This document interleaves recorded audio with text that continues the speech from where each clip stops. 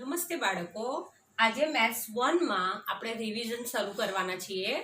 તો આપણો પહેલો પ્રશ્ન છે, આપેલા પર્યાયો પૈકી યોગ્ય પર્યાય પસંદ કરી વિધાન પૂર્ણ કરો. આ ક્વેશ્ચન MCQ ટાઈપ કહેવાય, એટલે એની અંદર તમને 4 ઓપ્શન આપ્યા હોય, એમાંથી સાચો ઓપ્શન તમારે ચોઈસ કરવાનો હોય. હવે પહેલી રકમ આપણે જોઈએ તો 21 થી 25 વર્ગની નીચલી મર્યાદા કેટલી છે? બાળકો, નીચલી મર્યાદા એટલે નાની મર્યાદા, જ્યાંથી વર્ગ શરૂ થાય એને નીચલી મર્યાદા કહેવાય.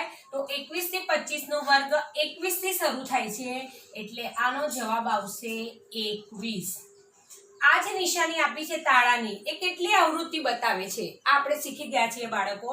તો આને આપણે ગણવાની 1 2 3 4, આ 5 6 અને 7.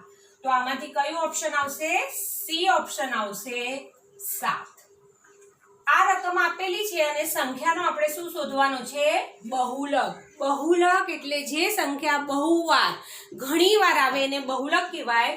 બહુલક શોધતી વખતે સંખ્યાને આપણે પેલા ચડતા ક્રમમાં ગોઠવવી પડે. તો ચડતા ક્રમમાં જો આપણે એને ગોઠવીએ તો આમાં સૌથી નાનામાં નાની રકમ છે 1, એના પછી રકમ છે 2, એના પછી રકમ છે 3. 3 બે વાર છે બાળકો, તો આપણે 2 વાર લખવી પડશે. પછી છે 4 અને 5. તો આમાં કયો નંબર સૌથી વધારે વાર આવ્યો? 3 નંબર સૌથી વધારે વાર આવ્યો, 2 વાર આવ્યો. તો આ સંખ્યા, આ જે રકમ છે એનો જવાબ આવશે 3. 9x નો વર્ગનો સહગુણક. બાળકો, સહગુણક એટલે અક્ષરની આગળનો નંબર. તો આ જે અક્ષર છે એની આગળ કયો નંબર છે? 9. તો આપણો જવાબ શું આવશે બાળકો? 9. એટલું યાદ રાખવાનું કે સહગુણકમાં ક્યારે પણ અક્ષર ન આવે, એ કોઈ નંબર હોઈ શકે. એના પછીનો 5મો સવાલ, આની અંદર પદની સંખ્યા પરથી આપણે બહુપદીનો પ્રકાર કહેવાનો છે. આપણે પદની સંખ્યા પરથી બહુપદીના પ્રકાર શીખી ગયા. તો આની અંદર આ એક પદ અને આ બીજું પદ પ્લસ અને માઇનસ થી પદ છૂટા પડે. તો આ રકમની અંદર કેટલા પદ છે બાળકો?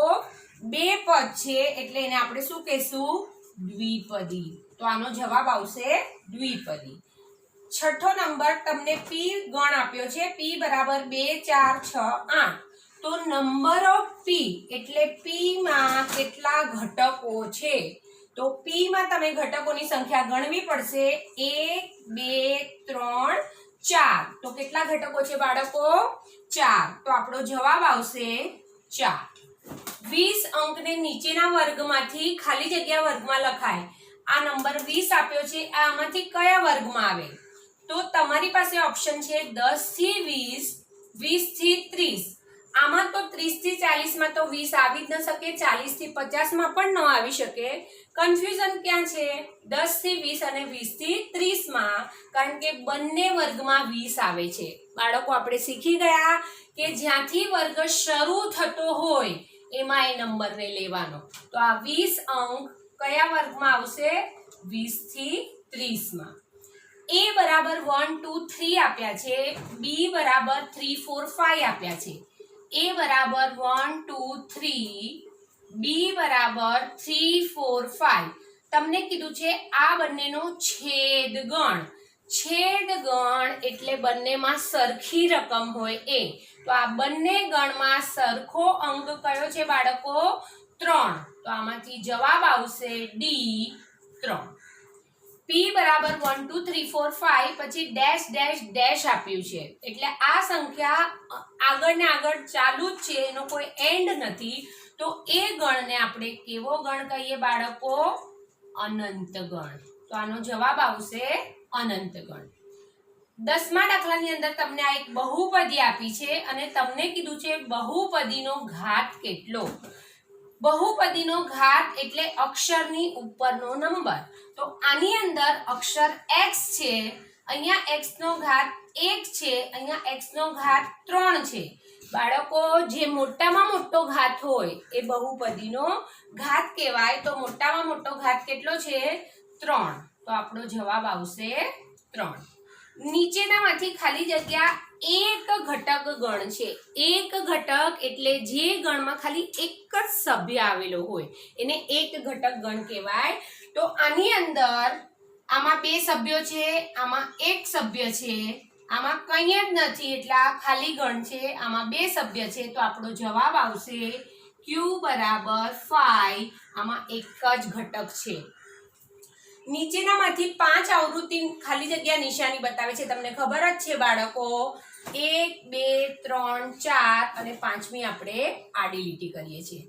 સી બરાબર દાદર શબ્દમાં આવેલા અક્ષર. હવે આ ગણને આપણે યાદીની રીતે લખવાનો છે. તો પહેલો અક્ષર ડી, પછી આવે એ, પાછો ડી આવ્યો. બે વાર અક્ષર આવે તો એને આપણે બે વાર નથી લખવાના ગણના નિયમ પ્રમાણે. પછી અક્ષર આવ્યો એ, તો એ ઓલરેડી આવી ગયો છે. હવે કોણ આવશે? આર. તો આપણો જવાબ આવશે DAR. તો તમે અહીંયા જોશો તો ડી ઓપ્શન આપણો જે છે DAR આપણો સાચો જવાબ છે. સૌથી નાનામાં નાની પ્રાકૃતિક સંખ્યા. પ્રાકૃતિક સંખ્યા બાળકો એટલે ગણતરીની સંખ્યા. આપણે કોઈ પણ સંખ્યા જ્યારે ગણીએ ત્યારે આપણે 0 થી નથી ગણતા. આપણે ક્યાંથી ગણીએ? 1 2 3 4 5 એ રીતે. તો પહેલો સૌથી નાનામાં નાનો નંબર કયો આવે? 1. તો આનો ઓપ્શન આવશે 1. તો તમારે આ વિડીયો ધ્યાનથી જોવાનો છે. આ 14 ખાલી જગ્યા તમારે લખવાની છે અને પાકી કરવાની છે. Thank you.